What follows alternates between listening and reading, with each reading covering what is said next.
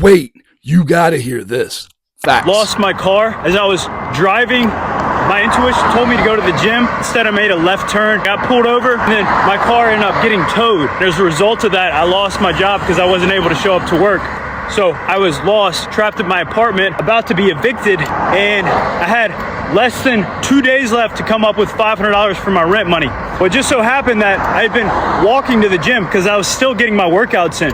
I didn't have the excuse of, oh, I don't have a vehicle. The gym was less than 2 miles away. And before even doing that, I was hitting calisthenics in the yard. This isn't a brag or to try to show off or anything, but one day when I was coming back, walking back from the gym, I stopped at a church. I saw cars in the parking lot and I felt lost. I didn't know what direction to take. I didn't know where to go or what to do. And I didn't want to ask anybody for help, for handouts. I just want to go show up and just get closer to God. As much as I pray, I felt like it was a good idea. Just go to the church and see what happens. So sure enough, I did. And the pastor's sermon resonated with exactly where I was at.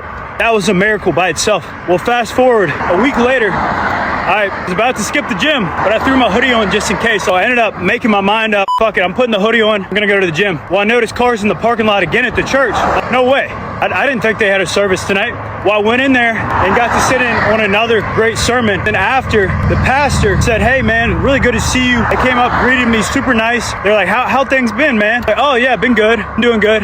And meanwhile, I had been in my head this whole time about how I was gonna come up with rent so that I didn't get evicted. How I was gonna figure out my car situation as it's sitting in the impound yard, becoming more and more expensive to be able to get it out of there. Down to my last $100. Put a DoorDash order in for some ground beef, some eggs, still hitting my protein intake, but barely just scraped by there. And I told him, yeah, oh, I'm doing good, man. And then he pushed and he's like, oh, do you have anything in specific you'd like to pray for? And I was like, oh yeah.